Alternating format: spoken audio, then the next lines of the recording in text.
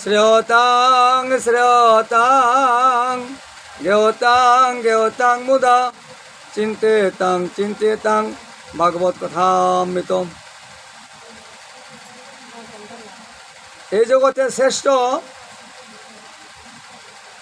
ভগবান শ্রীকৃষ্ণ। এবং কার গান করতে বলছেন? জ্ঞেয়তাং জ্ঞেয়তাং মুদা। কার গান করতে হবে? ভগবানের গান। চিন্তেতাং চিন্তেতাং ভক্তা। ভক্ত কি চিন্তা করবে? ভগবানের কথামৃত। তাই আমাদের পরম মঙ্গল। আজকে ভাগবতের দশম স্কন্ধ থেকে আমরা বলছি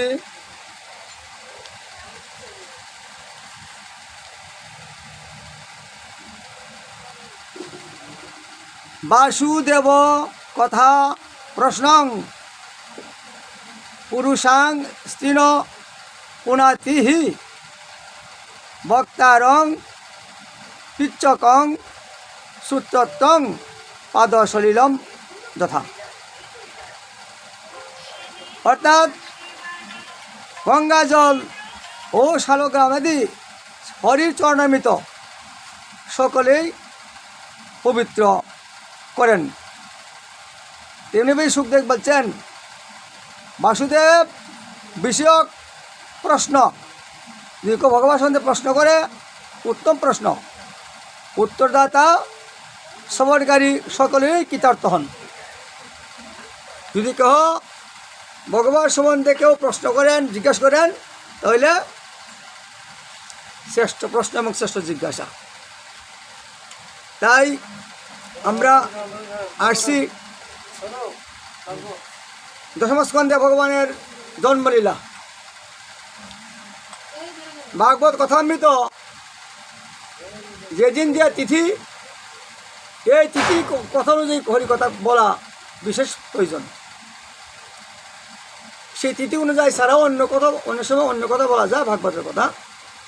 যেহেতু আজকে একলা ঈশ্বর কৃষ্ণ সপ্তাহের বৃত্ত কত মন্দ রাখবাই, রাধে রাধে কয়েছ, তোমরা কয়েছ, এদিকে লক্ষ্য করবাই, এতে অপরাধ হয়ে যাবো। ভগবান কথা শুনুন মঙ্গল, আর না শুনলেও মঙ্গল শেষ নাই। গীতা শাস্ত্রে লেখছে, ভগবান বলছেন ব্যাসমিনী কলম, যারা নিকটে থাকে গীতা শ্রবণ না করে এরা শতবার শুকরের জন্মগ্রহণ করতে হয়।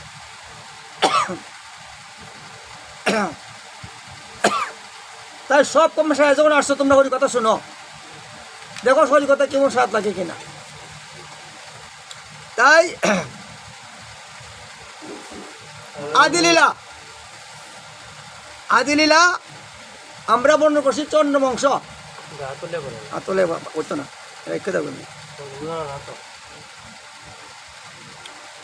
আমার চন্দ্র দিলাম না তো, বুঝছেন?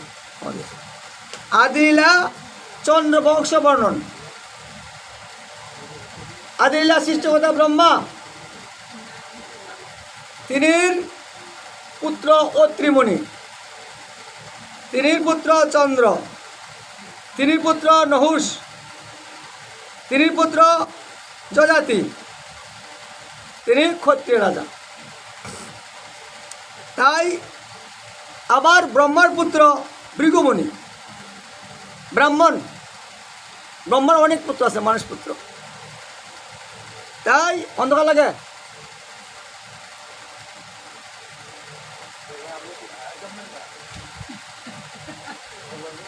ভৃগুমুনি ব্রাহ্মণ, আর তিনি আবার ছেলে শুকাচার্য, তিনিও ব্রাহ্মণ। শুকাচার্যের মেয়ে হইল দেবযানী। এখান থেকে ভাগবত কথা আমাদের সূত্রপাত। তাই সেই শুকাচার্য তিনি জানতেন সেই মৃত সঞ্জীবনী বিদ্যা। সবাই হয়তো অবগত নাই, মৃত্যু সঞ্জীবনী যদি কেউ মারা যায় তাকে জীবিত করা যায়, এটা হইল মৃত্যু সঞ্জীবনী বিদ্যা। এটা ব্রহ্মার বরে, ব্রহ্মার আরাধনে তুষ্ট হয়ে ব্রহ্মা সেই বর দিয়েছিলেন, যাও তুমি যদি মৃত হয়ে যায় তুমি তাকে জীবিত করতে পারবে। হলো মৃত্যু সংযমনী বিদ্যা। এটা একমাত্র তিনি কাছে ছিল। এই জন্যই যদি অসুরগা মা যেত যুদ্ধে তিনি জীবিত করতে পারত। তাই হলো দৈত্যগুরু শুকাচার্য আর দেবগুরু বৃহস্পতি, এই যে দুই পক্ষের গুরু। এইবার দেবতা চিন্তা করতে পারলেন যে তিনি তো সে মরলে পরে মৃত ব্যক্তিকে জীবিত করে, একে বুদ্ধি করার কাজ। কি বুদ্ধি করা? যে আমাদের কেউ এই মৃত সঞ্জীবনী বিদ্যা শিখতে পারলে আমাদের অমঙ্গল হইত। তাই কস নামক এক দেবতা, দেবগুরু বৃহস্পতির ছেলে, তিনি কাঁধে করে এই শুকাচার্যের কাছে আসছেন। গুরু তো সবাই সমান, কেউ তো আর আর্পণ করতে পারে না।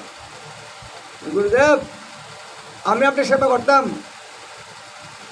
আর উদ্দেশ্য আপনার মৃত্যু সঞ্জীবনী বিদ্যা শিখতাম, সেবা করো।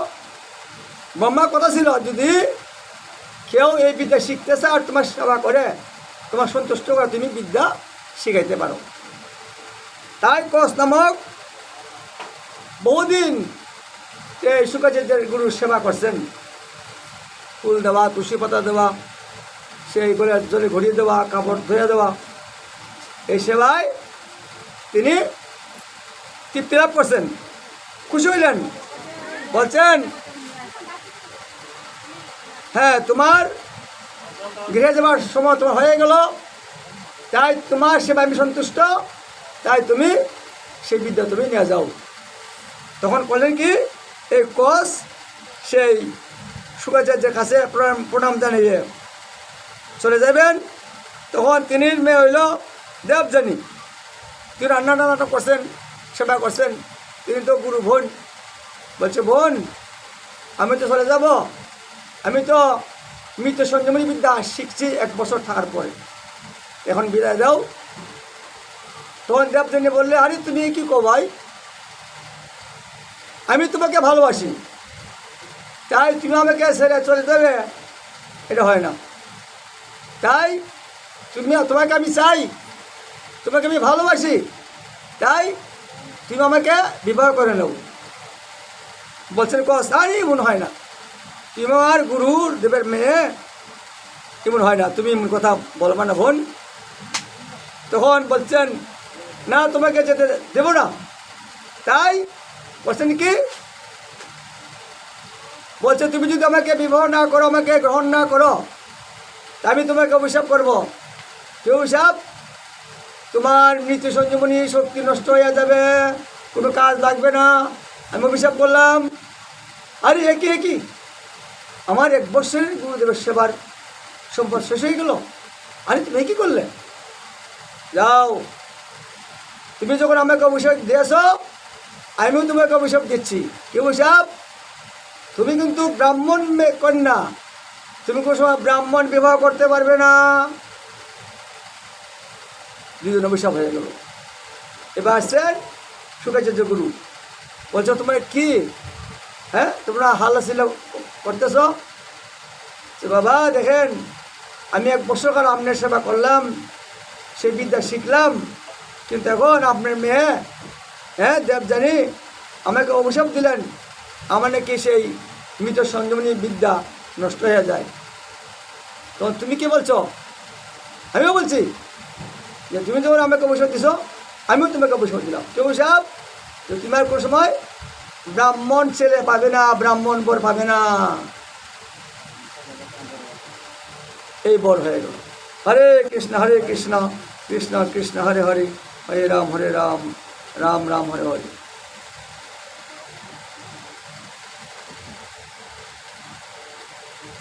তাই প্রণাম করে দেবযানী, হরে কৃষ্ণ কৃষ্ণ কৃষ্ণ হরে হরে, হরে রাম রাম রাম হরে। তাই তারা ঘরে চলে গেল। আর দেবযানীও আনমন হয়ে বসে থাকলেন। এইবার আরেক কাহিনী,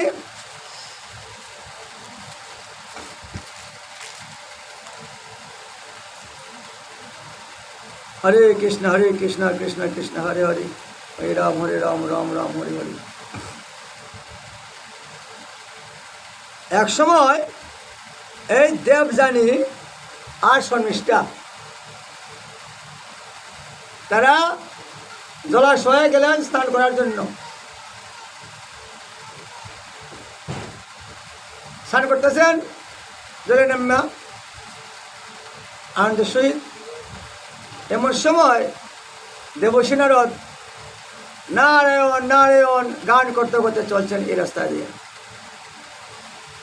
আপসে দেবর্ষি নারদ আসতেছেন, তারা বলছেন কি শুকনা পারে সরোবরে পারে উঠা কাপড় পরবেন। তখন শর্মিষ্ঠা করছেন কি, শর্মিষ্ঠা হইল শুকাচার্যের শিষ্যের মেয়ে। তাই বলেন কি ওই শর্মিষ্ঠা দেবযানীর কাপড় পরে নিলেন। বলছেন এই তুমি কি করলে, কি হ্যাঁ আমার কাপড় তুই বললে? বলছে আর এতে কি হইল, তুই আমার কাপড়টা পরি না। দেবশ্রী নামাজ আসতেছেন লজ্জা, আমি তাড়াতাড়ি কাপড় পরে নি, তুই আমার কাপড়টা পরি না। তা কী করে হয়? হ্যাঁ আমি তোর পিতার গুরুদেবের মেয়ে ব্রাহ্মণ, তা কি হয়? বলছেন ব্যঙ্গ করে এতে কি হইল, আমার তো পিতা রাজা, হ্যাঁ সেই কাপড়গুলো আমাদের পিতারই দেওয়া। তোমরা তো সবসময় আমার ঘরে আসো, এই দাও সেই দাও, আমাদের ঘর থেকে এগুলো নিয়ে নাও। তোমার পিতাও আমার পিতার কাছে কিছু চাই, ধন রত্ন টাকা পয়সা, এতে কি হইল? হ্যাঁ কথাটা বলছে তোরা কুকুরের মতন আমাদের ঘরে পড়ে থাকস, কথা ব্যঙ্গ করি বলছেন। যা আমি তোর কাপড় দেবো না। তাই করছেন কি ধাক্কা দিয়া কুয়া ছিল, এই কুয়ার ভিতরে ফেলে দিলেন দেবযানীদের। এইবার এখন তো হাবুডুবু খাইতেছেন, কুয়া বেশি নিস না অবশ্য, হাবুডুবু খাইতেছেন কি। তাই এবার শর্মিষ্ঠা চলে গেলেন, কাপড় টাপড় নিয়ে সব কাপড় নিয়ে চলে গেলেন। এইবার এই সময় সেই যজাতি রাজা ক্ষত্রিয় তিনি বন বিচরণ করতে করতে করতে করতে এদিকে আসছেন। দেখাচ্ছে একটা মিউজিকের কন্দ শোনা যেতেছে, চিৎকার, কে আছো আমাকে বাঁচাও, কেউ আছো আমাকে বাঁচাও। আরে তখন দেখে এই কুয়ার মধ্যে মেয়েটা পড়া বস্ত্রহীন অবস্থাতে। আরে আরে তখনই করছেন কি হাত দিলেন, হাত ধরে তুললেন, সঙ্গে সঙ্গে ওই তার একটা উত্তরী ছিল, তুমি এটা পরে নাও।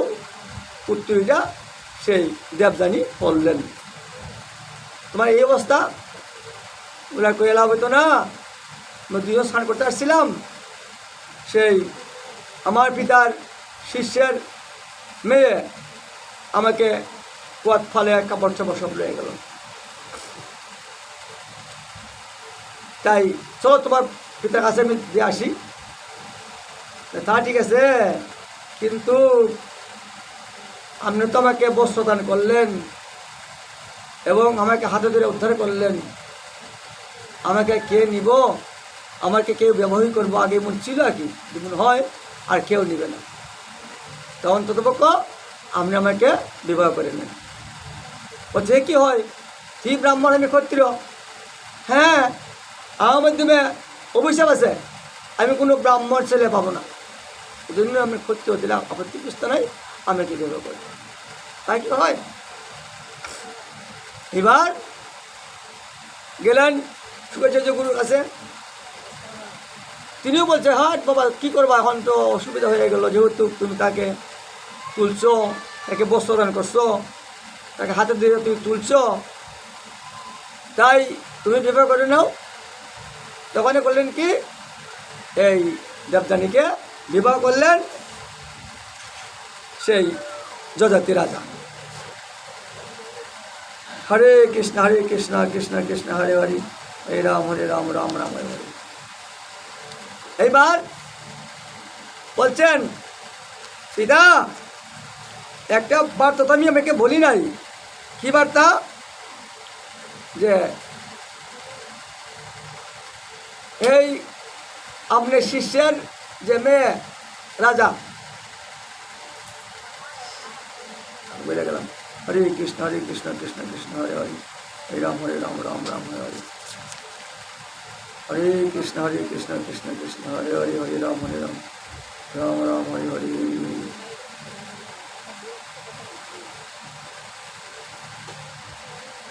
যাক, আমরা ভুলে গেলাম। তাই সেই শমিষ্ঠা আমাকে কাপড় সাপড় সব নিয়ে গেল, আমাকে কুয়া ফেলে দিল। এখন কি করা, আমার তো খুব দুঃখ। কি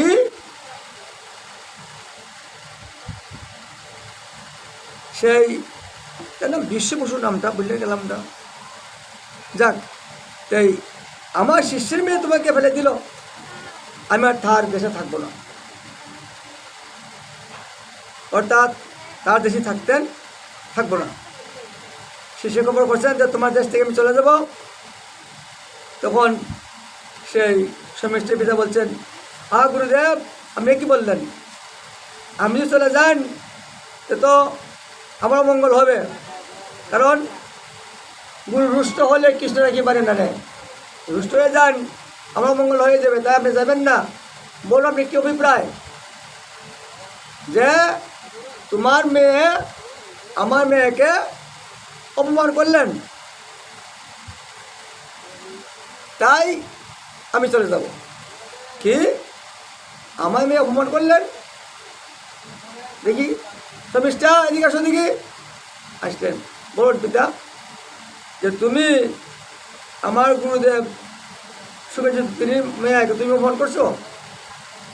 হ্যাঁ বাবা, আমি কথা আসলে আমি কিছু কথা বলছি। কি বলছো? যে আমার তার কাপড়টা আমি পড়ছিলাম, আমাকে অনেক গালি দিলেন। আমি বলছি যে আমার কাপড়টা তুই পরে নে, পরবে না, আমায় অনেক তিরস্কার কথা বলছেন। তখন আমি সে কিছু কথা বলছি যে হ্যাঁ, তুমি আমাদের ঘরে কুকুরের মতন বসে থাকো, হ্যাঁ, ধান চাল টাকা পয়সা তোমরা নেও, বস্তা দিও আমার পিতার দেওয়া, এই বস্তুগুলো আমার পিতার দেওয়া, আর তুমি এত গৌরব, তুমি বস্ত্র আমার বস্ত্র তুমি পড়তে পারবে না। আমি সে কথা বলছি, মা ভুল করেছো, ঠিক হয় নাই। বলছেন কি করতে হবে? গুরুদেব যে দেব জানি যা বলে যদি মানো তাই হবে। বলছেন দেব জানি বলো তুমি কি বিচার চাও?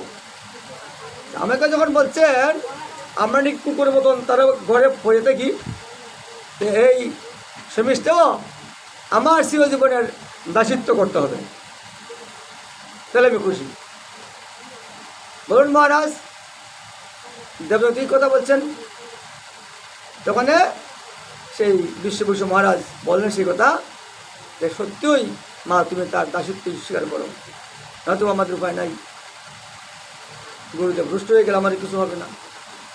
তখন পিতার বাক্য রক্ষা করতে সেই দেবযানীর দাসিত্ব স্বীকার করলেন। কিছুদিন পর সেই জয়তী রাজার গৃহে চলে গেলেন দেবযানী এবং শমিষ্ঠা। এবার সেই দাসিত্ব করা, দেবযানী কাপড় ধুয়ে দেওয়া, রান্না করা, বিছনা করে দেওয়া, মহারাজের মহারানীর দাসী, এভাবে চলছেন বেশ কিছুদিন। তাই তিনি তো রাজার মেয়ে না, এখন তো কোনো কারণ তিনি দাসী, তিনি তো দাসী ছিল, দেখতে খুব সুন্দর। তাই যদি তিনি আর বিছনা করে দেন, অনেক সময় নির্জন থাকেন, বললেন কি ধীরে ধীরে সেই সমস্যার সঙ্গে জলতি রাজার একটু সম্বন্ধ হইতে লাগলো, প্রেম সম্বন্ধ। এমনকি তার লাগে শারীরিক সম্বন্ধ করতে আরম্ভ করলেন। করে কিছু নেই, কমনে সন্তান হলো একটা। যাদের রুম আছে, অবশ্য দাসীর রুম আছে, রানীর রুম আছে, জানে না। পরের বছর হলো আরেকটা সন্তান, বেড চলছেন, আর দেবদানীর ঘরে 3টা সন্তান। হঠাৎ করে দেখে যে দাসীর লগে সন্তান 2টা আসতেছেন, এই কেরে? তখন সমস্ত বলছেন, এ তো রাজার সন্তান। কি রাজার সন্তান? কি দাসীর লগে সম্বন্ধ স্থাপন করলো? দেখো আমি দেখাচ্ছি মজা। ক্রুদ্ধ হয়ে বললেন কি, আবার পিতার কাছে গেলেন, বাবা জানো কি এক কাণ্ড হয়েছে? কি কাণ্ড হয়েছে? আমার দাসী যে স্বামীটা, তার লোকে রাজার সম্বন্ধ স্থাপন হয়েছে, 2 সন্তান হয়ে গেল দাসীর করেন। দেখে সম্ভব? আমার দাসী কি করে যায়?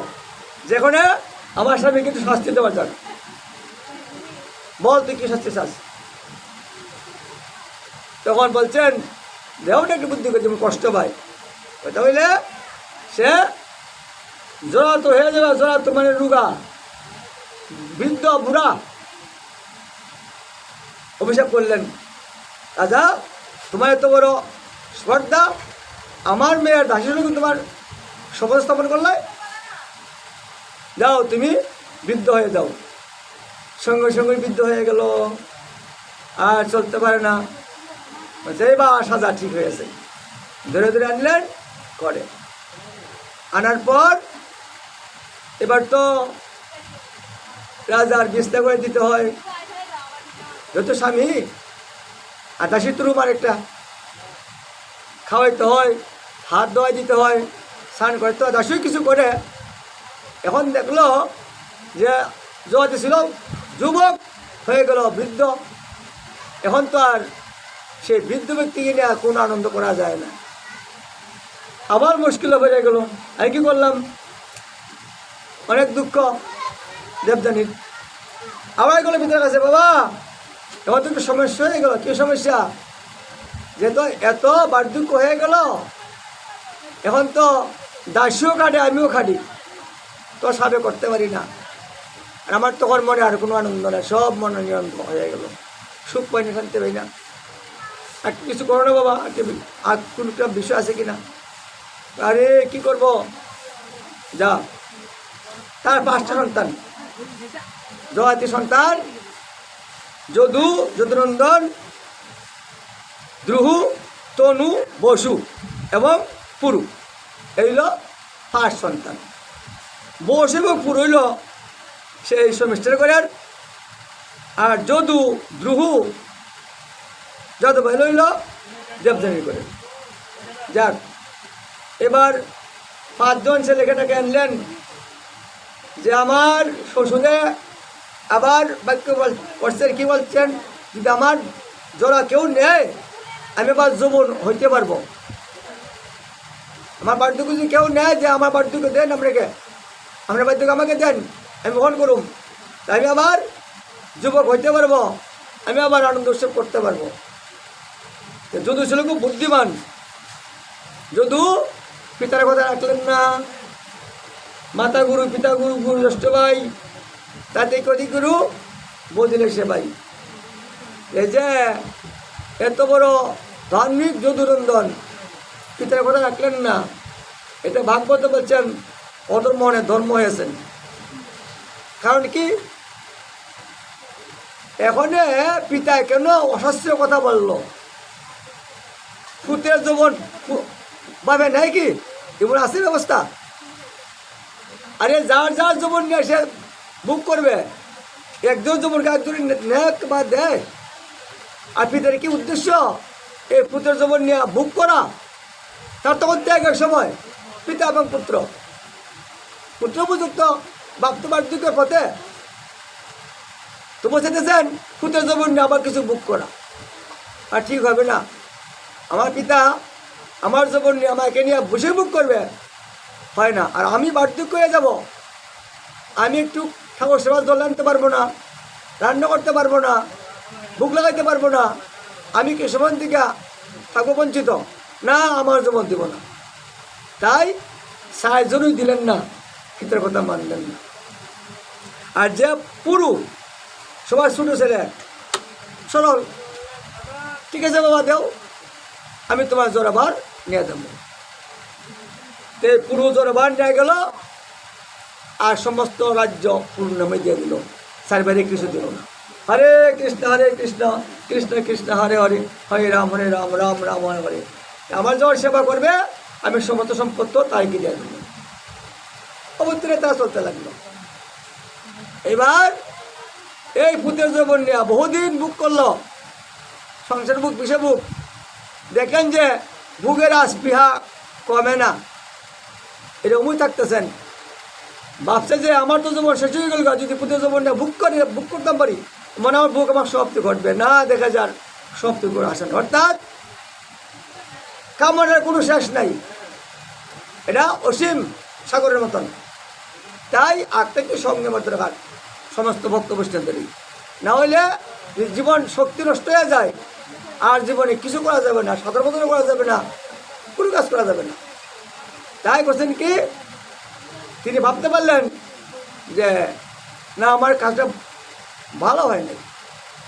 তখন আবার বললেন কি, থেকে ডেকে আনলেন, ছেলে আসো, হ্যাঁ তোমার যৌবন নিয়ে যাও, আমার বার্ধক্য বাড়িয়ে যাবে।